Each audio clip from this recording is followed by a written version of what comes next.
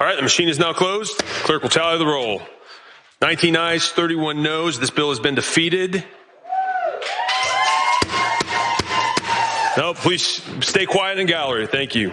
Did anyone really expect a vote total like this, or a resounding rejection against President Trump? Jake, they did not. There's a man named Bray as head of the Senate. I'm sure that whenever his primary is, it's I think in 2 years, but I'm sure he'll go down. Well, in a somewhat shocking turn of events yesterday, over half of Indiana's GOP senators from Indiana joined the Democrats in rejecting Trump's redistricting measure. And as you can expect, Trump and all of his minions, none of them are very happy. Cenk, this is incredible. What's your 2 cents? Yeah, I'm shocked by it. I haven't seen anything like this in a long time. Tons of credit to the Indiana Senate Republicans on this issue. So what are going to be the consequences from it? Well, let's find out.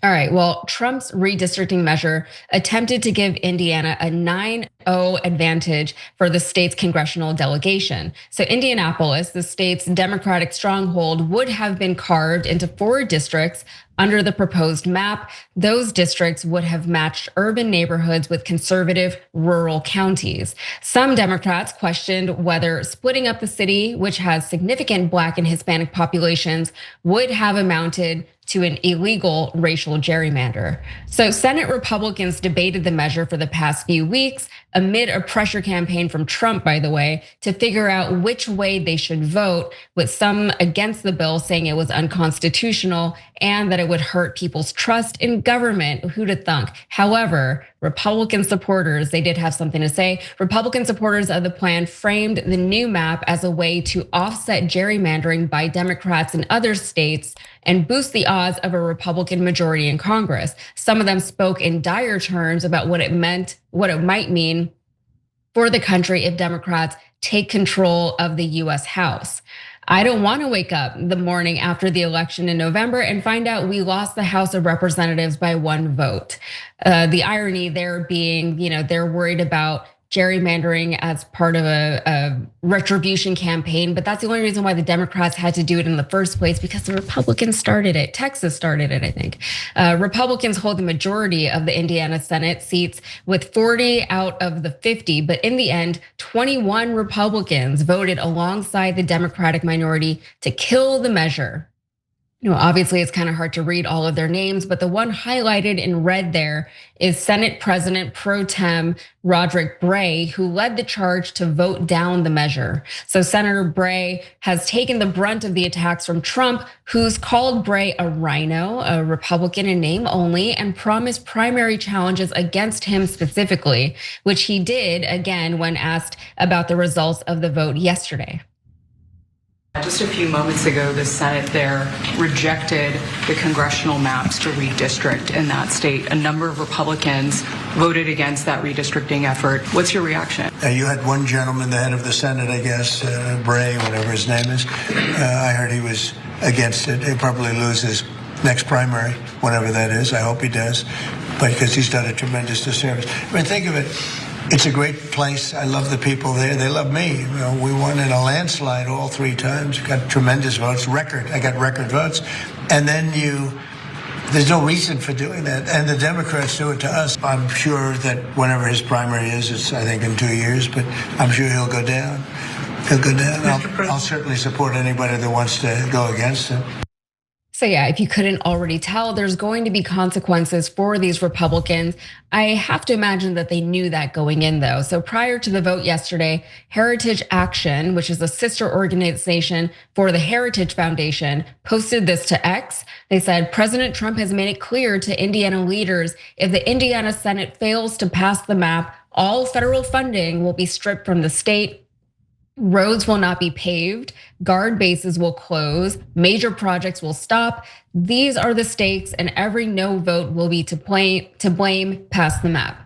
It's unclear if any of that will actually happen. Lieutenant Governor Micah Beckwith also posted this to X as well, saying he was specifically told this, but his post was eventually deleted. However, the additional threats of primaries are very, very real. In addition to Trump, Turning Point Action announced last week that they would partner with super PACs willing to fund their primary challengers. They've also officially lost support from Lieutenant Governor Beckwith and Governor Mike Braun. Beckwith posted to Facebook earlier today. He said, "One of the traits I have the least tolerance for is disloyalty. For years, Donald J. Trump fought harder for Hoosier values and American values than any president in my lifetime. And for that, he was vilified, smeared, dragged through the endless lawfare. His family and his business were targeted. His life was threatened and he was nearly assassinated. And all for what? So that Indiana politicians could grow timid, so that Indiana political careerists could retreat, so that last night the Indiana Senate could effectively tell a president who fought for us, go to hell." That's not just what they said to Donald Trump. That's what they said to the MAGA movement. I'm sorry, I'm laughing because it's so ridiculous. But also, yesterday, the Indiana Senate faced a simple choice: stand and fight a Marxist movement, or choose dishonor. They chose dishonor. And as history has shown time and time again, those who choose dishonor will still get the fight. The war didn't start today, but today made it unmistakably clear who's willing to stand and who isn't. He sounds like he's in like a samurai movie or something. Now, Governor Braun didn't go that dark. He just said this in a statement. He said, "I am very disappointed that a small group of misguided state senators have partnered with Democrats to reject this opportunity to protect Hoosiers with fair maps and to reject the leadership of President Trump. Ultimately, decisions like this carry political consequences. I will be working with the president to challenge these people who do not represent the best interests of the Hoosiers." Jake, how many times did I have to say Hoosiers just now? Let me get your thoughts on this before I weigh in. So I agree with you. They sounded like Shogun there. You have dishonored the family. No, actually, they did the exact opposite. They stood on principle, which is so shocking. I'm stunned by this story. I give them a world of credit. If I looked at their legislative voting record, I probably disagree with them on, I don't know, 90% of their votes, 80% of their votes, I don't know. But I'm tempted to tell you guys to vote for them because it's so rare that you have politicians who act on principle. I mean, it could, in my 30 years or so of covering politics, I can maybe count it on one hand the number of times it's happened. Don't forget, Noble Mobile saving you a ton of money. So a lot of people are signing up now and beginning to realize, what the hell, why am I paying so much to Verizon and AT&T? So your bill's only $50 a month, but it can actually be less because they give you money back if you don't use your data. So if you're paying more than $50, there's no reason to not switch. It's crazy not to switch because same phone, same number, same contacts, literally nothing changes. TYT.com/switch, TYT.com/switch. All right, we'll be right back. So enormous credit to those 21 Senate Republicans in Indiana. It was like, no. And if you don't know, guys, first of all, gerrymandering is a cancer in this country. And I'm gonna prove that to you in a second. But normally it's done once the census is done at the end of the decade. So Trump wanted to cheat and he's like, let's just do it mid-decade because I'm not gonna be president later. I don't care what the precedent is. I don't care what the rules are. I want Republicans to keep Congress while I'm president. So just do it now. And in Indiana, they were like, but that's not the rules. It's not the law. It's not what that's not what we ever do. So, and if we do it, then the Democrats are going to do it the very, at any given day, et cetera, that they have the advantage. So this is just a bad idea that's going to lead to more chaos and anarchy. And he's like, oh, that's it. I'm going to defeat you. I'm going to take money away from your state. And they got super pissed at that when the Heritage Foundation put that comment out. So way to hold strong on the principles. Now, on gerrymandering, guys, despise it. Any good American would, in fact, I don't even have to tell you that because I don't know a single actual human being who's not a politician who likes gerrymandering. Why? Because they split up the districts in comical, absurd, ridiculous ways so that the voters are no longer picking their politicians, the politicians are picking their voters so that they can't lose. And they manipulate it so that it's got nothing to do with actually representing the state. So for example, did Trump win big in Indiana? He did. He won 60-40. That's a huge advantage. That's 20-point lead, okay?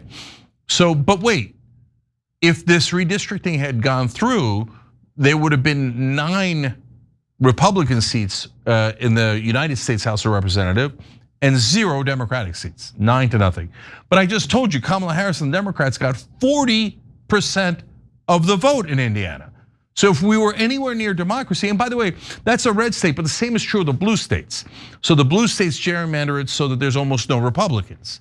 And it's not at all proportional to the vote, right? So again, back to the Indiana example, if it was around the percentages of their actual votes of the citizens of Indiana, it might be 5 Republicans and 4 Democrats, or maybe even 6 Republicans and 3 Democrats. But it wouldn't be 9-0. 40% of Indiana is Democrats.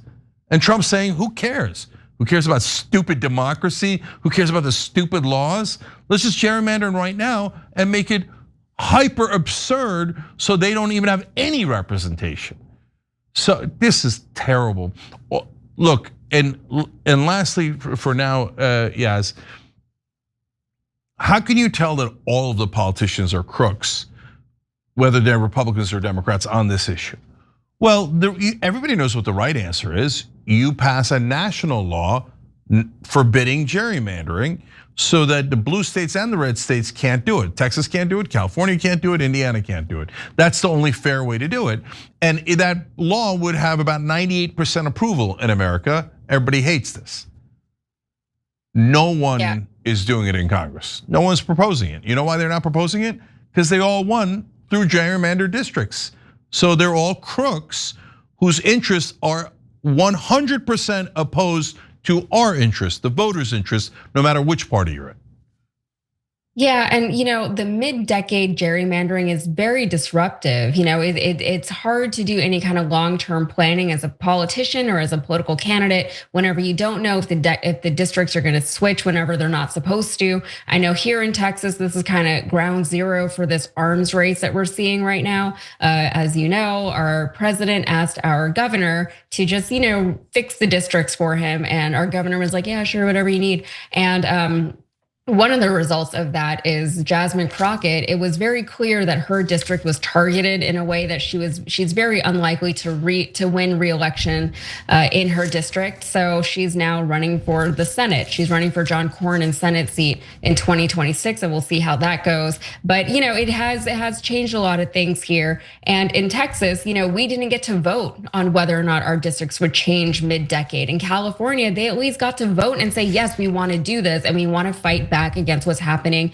in places like Texas. And we're seeing this now spread all around the country. And I say this, I have said this before, I talk a lot about what goes on here in Texas. And sometimes I feel like my commentary can be a little bit too Texas focused, but I swear, whatever happens here, it's only a matter of time before it spreads to all the other red states in this country. And we see it time and time again. This is a very critical state, and it is like a battleground for these things because it's so deeply entrenched in red. And it wasn't always like this, by the way, but every time they win a district or they win an election, they make it more and more difficult for people like me to vote them out of office, right? And I hope that by now people are starting to realize that the system is rigged against so many working, happy people who want to live in these places, but we get no representation in our government.